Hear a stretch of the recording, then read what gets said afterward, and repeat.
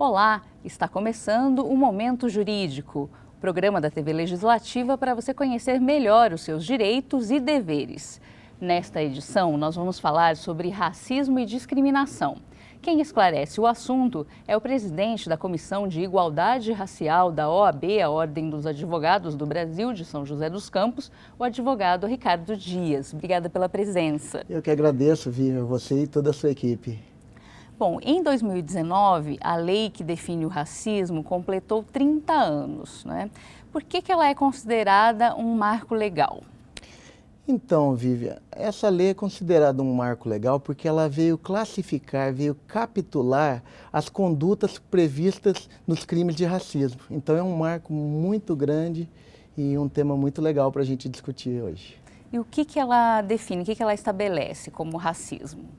O racismo, ele repousa na ofensa de um grupo ou coletividade indeterminado de pessoas, seja de etnia, seja religioso, enfim, é um grupo indeterminado de pessoas que é ofendido no momento de tal prática. Uhum. Então, é diferente de uma ofensa individual, né? Ela Sim. É para um grupo, então. Sim. Essa que é Exatamente. A diferença. Ela é para um grupo indeterminado de pessoas. Nós estamos falando da Lei 7.716 de 1989. Bom, esse é um marco, né? Outro marco, aí mais, né, avançando no tempo, seria o Estatuto da Igualdade Racial. Então, a lei de 2010, 12.288 de 2010. Qual que é o avanço dessa legislação? O maior avanço, além de abarcar tudo que já vinha exposto na lei de 89, foi, além dela capitular os crimes e as ofensas raciais, também instituir políticas afirmativas para uma melhor qualidade de vida para a população negra, em especial. Políticas afirmativas essas que eu cito: a saúde da população negra, a empregabilidade da população negra, o acesso de fóruns, de discussões em geral. Houve reflexo na realidade, agora saindo do papel, né, para o real, para a população negra, que é até maioria, negra e parte da maioria da nossa população.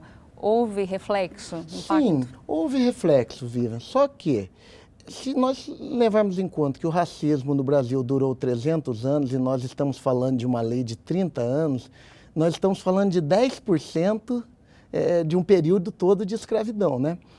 Não é o ideal ainda, mas já há reflexos positivos. Por exemplo, se você pegar um período anterior, 89, as discussões sobre políticas afirmativas, igualdade raciais, eram quase que feitas de maneira informal. O reflexo maior de todos é hoje as pessoas poderem se organizar em movimentos sociais, entidades de classe como a OAB, que tem a Comissão da Igualdade Racial, lá em São Paulo tem a Comissão da Verdade da Escravidão. Então, um grande avanço é o poder discutir toda essa questão de políticas públicas, políticas afirmativas no âmbito geral. Então, considerando, né, a situação antes de 89, quando havia uma contravenção penal para uma discussão de crime, né, de criminalização, e agora políticas afirmativas a partir do Estatuto em 2010, houve um avanço no tempo? Houve um avanço. E o direito, ele evolui a cada momento, né? É lógico que o Brasil está longe de erradicar totalmente o racismo, mas essas leis, essas políticas públicas, a tendência é ir com a evolução da lei, com a evolução da sociedade, as coisas irem melhorando. E não posso deixar de lembrar que essa lei de 89 veio para regulamentar um disposto na própria Constituição. Sim, todos são iguais, né? Todos são iguais. O princípio da igualdade. A gente está falando em âmbito nacional e agora em São José, no Vale. Como que está essa situação, essa realidade? Então, nós temos os movimentos sociais, os movimentos negros, né? Uma das maiores dificuldades dos movimentos negros sociais é a questão da legalização, porque são todos muito na informalidade.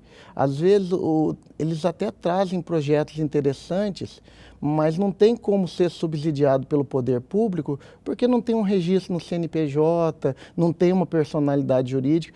Então, eu queria até aqui aproveitar para dizer para você que é membro de movimento negro, que é coordenador, que busque a regularização do seu movimento, para que aí você possa ter um amparo estatal.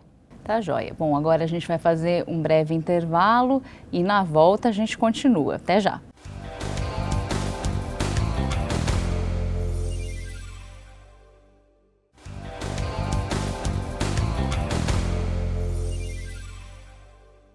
Estamos de volta. O tema desta edição do Momento Jurídico é igualdade racial, racismo, discriminação. E a gente conversa com o advogado Ricardo Dias, da OAB de São José dos Campos. Qual a diferença entre racismo e injúria racial? O racismo, ele repousa na ofensa, na agressão, nos crimes contra uma coletividade indeterminada de pessoas, contra uma etnia, contra um coletivo propriamente dito. A injúria racial, ela é direcionada a um ofendido em específico e ele usa atributos de cunho racismo, de racista, para poder ofender essa pessoa, para poder agredir essa pessoa. Então, é nesse sentido. Há um critério objetivo ou depende da percepção do ofendido? Então, essa questão do critério, até para dar credibilidade para as representações criminais, a pessoa precisa fazer uma avaliação correta. Porque o que acontece? Nós vivemos numa sociedade onde se corre muito, o estresse, a ansiedade é muito grande. Então, nem tudo é agressão racista e nem tudo é uma agressão de injúria. Às vezes você está numa batida de trânsito e uma pessoa te ofende e nem tudo capitula como racista. A pessoa tem que tentar fazer esse juízo de interpretação para, de repente, não acabar fazendo uma queixa de algo que não condiz com a realidade do momento, né? Os critérios são bem objetivos nesse sentido. O racismo, como eu já disse, é uma ofensa direcionada a uma coletividade indeterminada, e a injúria é algo pontual contra a pessoa, né? Palavras de cunho racial mesmo, né? E com relação às penalidades, prescrição, elas também diferem? Diferem. No caso do crime de racismo, não há, é imprescritível e inafiançável, né? É um crime bem pesado. No crime de injúria racial, a prescrição é de 8 anos. E as penalidades para ambos os crimes vão de reclusão e multa, né? Eu não tenho aqui como te precisar todos, porque cada situação tem uma penalidade. Tem situações que é 2 anos de reclusão mais multa, tem outro que é 1 ano e mais 3, de 1 a 3. Então, basicamente as penalidades são reclusão e multa. Bom, vale lembrar que essa descrição do crime, né, de racismo e da discriminação não diz respeito apenas à população negra. Pode abranger qualquer etnia, como ciganos, quilombolas, indígenas, outras comunidades tradicionais. Com relação às denúncias registradas, há uma predominância de denúncias relativas à etnia negra. Sim, há uma... Por exemplo, no último estudo que eu vi, 55% dos negros afirmam já ter sofrido algum tipo de racismo, algum tipo de preconceito racial. Os indígenas em torno de 11%, o nipônico em torno de 9% e o branco, por incrível que pareça, 30%. No último estudo que eu tive acesso. Então, realmente ainda, né, tem uma Existe, o racismo existe, né? Até o Estatuto aí da Igualdade Racial, né? Embora abarque mais a questão negra por ser mais de cunho histórico, mas existe em todos os segmentos, né? Bom, a gente vai para mais uma pausa e voltamos já já.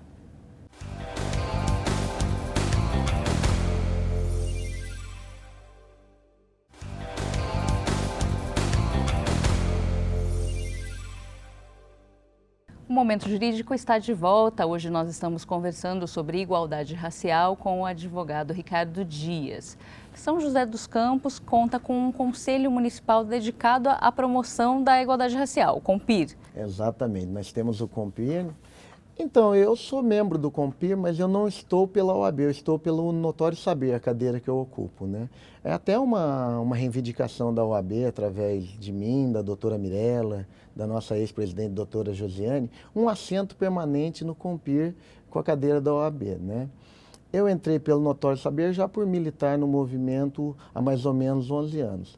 O Compir, Vivian, ele é um grupo bem heterogêneo, sabe? Lá nós temos advogados, temos teólogos, temos professores, temos empregadas domésticas, temos babá, temos comerciantes, industriários. Também é heterogêneo na questão da religiosidade, temos ubandistas, praticantes do candomblé, espíritas, católicos.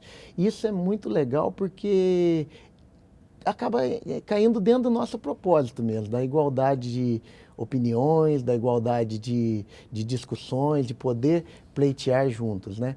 O Compir, ele tenta atuar em São José na questão da política afirmativa, ir até a periferia, rodas de discussão, conversar com a mulher negra, conversar com as minorias.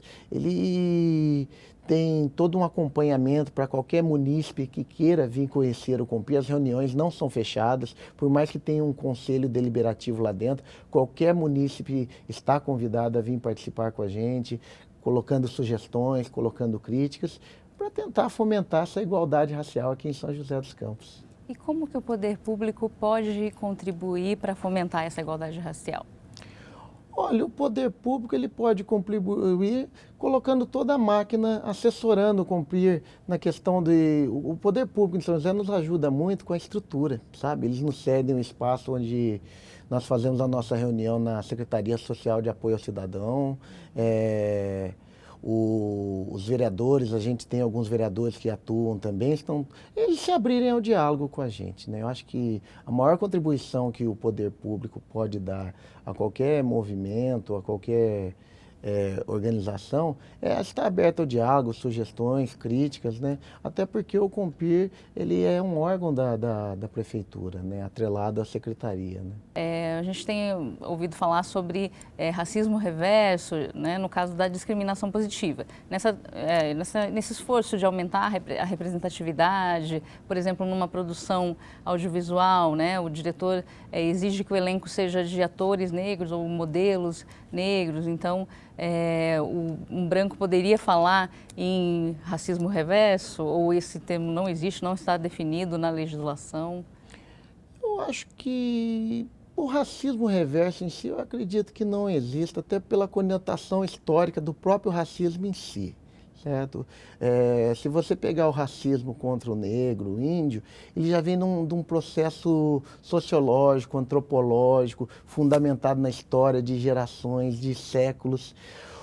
O que pode haver nesse caso é uma espécie de preconceito, né? De repente, de algumas pessoas, de algumas etnias terem um certo preconceito com relação ao branco. Mas eu acho que o racismo em si, ele está abarcado mais numa questão sociológica, cultural de uma sociedade, do que propriamente dito um racismo sem embasamento algum.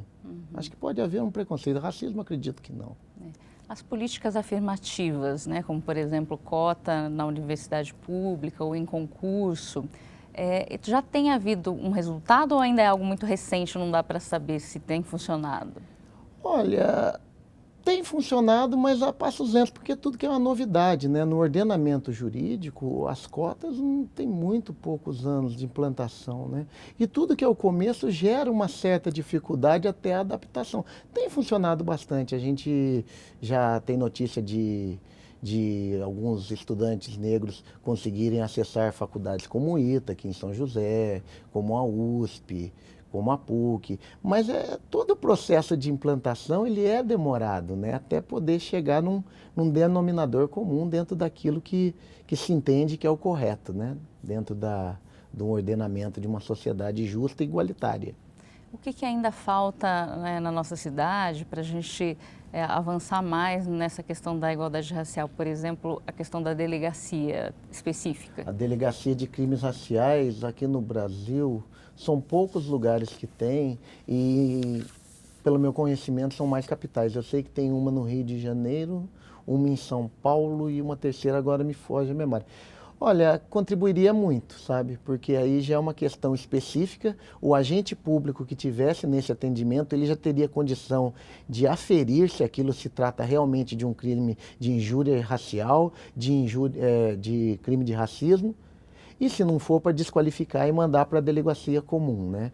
Então seria assim uma coisa mais assertiva no âmbito, né? Seria uma coisa assim específica para aquilo e daria mais segurança até para o ofendido, porque muitas pessoas acabam desacreditando e nem fazem a denúncia, sabe? Muitas pessoas deixam passar por falta de conhecimento. E para avançar mais na nossa cidade, eu acho que é mais amplo, sabe, Vivian? Eu acho que para avançar mais a âmbito nacional, acho que para vencer o racismo, a desigualdade, primeiro passo, a minha crença é que deveria ser discutido isso em todos os níveis de educação, desde o nível fundamental até o nível acadêmico. E depois as ferramentas de mídia, que são poderosas, as mídias sociais e a mídia jornalística, no seu caso televisivas, as radiodifusões, os meios de internet. Acho que seria esse binômio, a educação como propriamente dita nos níveis de graduação, né, do fundamental até a graduação, mais esse esforço da mídia, as discussões, as rodas de discussões, os movimentos, toda discussão nesse sentido. Seria uma coisa mais ampla para vencer o racismo. Bom, o Momento Jurídico faz uma rápida pausa e na volta nós respondemos as dúvidas dos internautas enviadas pelas redes sociais. Não saia daí.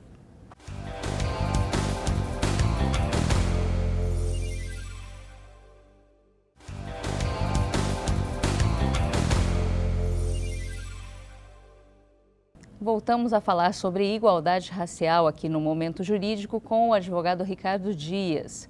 Bom, vamos agora responder as perguntas dos internautas enviadas pelas redes sociais. Claro. Vamos. A primeira delas é da Jéssica Cristina. Que provas é preciso apresentar para comprovar a discriminação, já que na maioria das vezes as ofensas são verbais?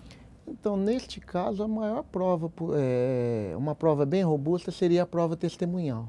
Sabe? Quanto mais testemunhas o ofendido conseguir angariar para poder, num depoimento, consolidar a denúncia, consolidar a queixa, é melhor, a prova testemunhal. Mas isso não obsta as demais provas, gravações, filmagens, vídeos, né? Mas como é uma coisa muito difícil, na maioria das vezes, eu ainda creio que a melhor prova é a testemunhal. Uhum.